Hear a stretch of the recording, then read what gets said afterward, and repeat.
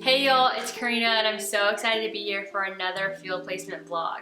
Last week I shared with you that I'm with the Alliance of Social Workers in Sports and that my semester-long project is the expansion of sports social work field placements, just like the one that I'm in right now. Even though our beginning tasks are kind of mundane, I'm still really excited about it because I know how impactful it's going to be in the future, especially for students like me who had no idea about sports social work until I got into my placement. And so I'll keep you guys updated on that. I wanted to also share a recent event that happened in the sports world that ties in with this field placement. So Delonte West, who is an ex-NBA star, was picked up at a gas station by Mark Cuban, who is the owner of the Dallas Mavericks. Just for some context, Delonte West played basketball from about 2004 to about 2015 for the Boston Celtics, the Dallas Mavericks, and the Cleveland Cavaliers, just to name a few teams. He has a history of psychological disorders and has been seen around Dallas barefoot in hospital gowns and panhandling, and is reportedly homeless. And so Mark Cuban picked him up at a gas station, obviously concerned for his well-being, and is now going to be paying for his drug rehabilitation and his treatments thereafter.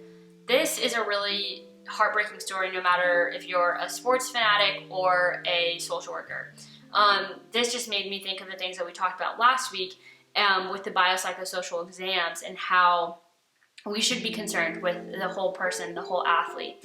And so something else interesting that I found out about Delonte is that in 2010, he pled guilty to a weapon and traffic charge, and during that time he was talking to the judge, and he said that he felt he was put on a pedestal just because he knew how to dribble a ball, and that he felt worried about the kids that looked up to him and athletes like him. And this is just really telling about the pressures that athletes put on themselves to be models in their community. Pressures from themselves, from their team, from even their PR people.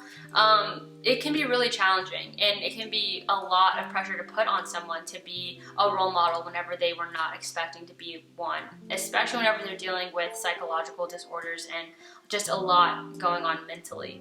And so, I mean, I'm still learning a lot as a first-year MSW student, and I don't know about all of the resources and supports needed in a case like Delonte's, but I have already learned so much about how much the psychological well-being of a person affects, their relationships, their self-image, how they deal with stress and how they cope.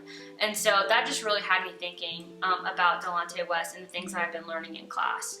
Something that is lighthearted and exciting is that I'm going to the Alliance of Social Workers in Sports annual symposium this week, and I'll make sure to write down all the cool things that happens during that time.